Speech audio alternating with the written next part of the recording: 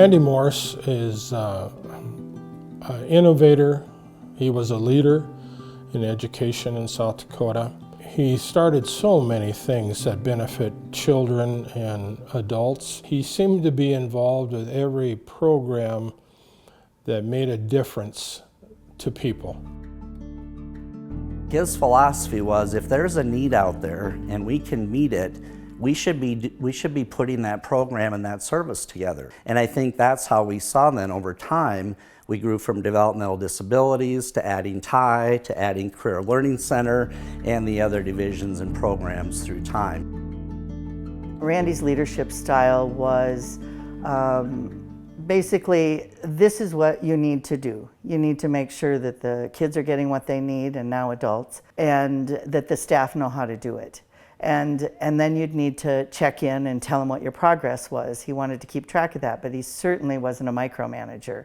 But he wanted to know what was happening. Also, surround yourself with people who are smarter than you are. Make sure you build a good team. Don't be threatened by people around you, but work as a team to achieve what those goals are.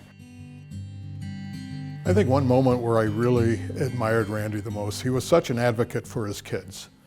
And I remember that, I won't mention what town it was, but it was one of the Black Hills communities. We were going to develop a group home. And it was in a residential area, should not have been a big issue at all. But the city council was just kind of hemming and hawing.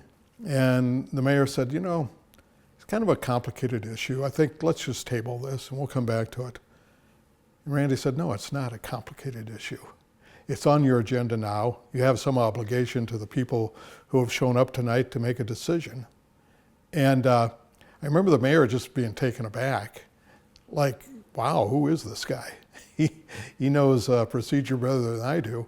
And sure enough, they took the vote and passed it. And I just thought, there was Randy, you know, working for kids, just kind of taking over the whole direction of that meeting.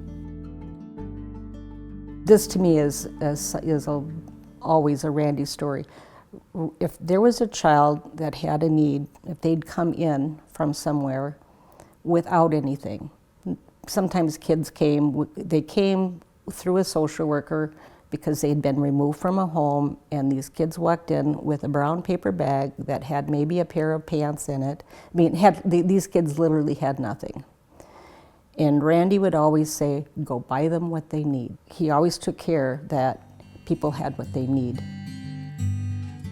He could be on the floor with special needs learners, and he could also function in a boardroom of dignitaries and be successful and productive. He was the same Randy, whether it was with individuals or with a group that we might perceive as more sophisticated. He was just Randy, and he could be successful. And I think that's why he was such an effective leader and in making system changes. He was just so good about establishing partnerships and being able to recognize why it was important for different partners to be involved in projects, kind of what was in it for them, and bringing everybody to the table. And he just was so good about connecting organizations. And I really think that he just knew that we could become an organization to help with unmet needs. His mind was always clicking. You know, you're talking to him and he'd be driving and you'd say, did you hear me? Oh, he was thinking of something else. And I think during those times, he was getting his ideas and thoughts about the Black Hills Special Services. You know, he thought big, and he wasn't afraid of anything, of trying anything new. We carry that forward today. That is why we continue to grow. All of our state organizations were the first call. We have the capacity, we do projects really, really well, and people know that. And that stemmed from Randy's leadership and the vision of him growing this organization from 8 staff, I believe, is when they started, to now we have over 600 employees who are across the state of South Dakota. After his passing, we were cleaning out his office and come across these starfish. And I'm thinking, you know, Dad really wasn't much of an ocean person by any means, but what did this starfish signify? And then in his desk, he actually had a poem, that starfish poem, that talked about, you know, I don't do it justice by explaining it, but it really talked about, you know, a old person walking down the beach, and there's a ton of starfish that have washed up before the tide had gone out, and he's picking them up one by one and throwing them out.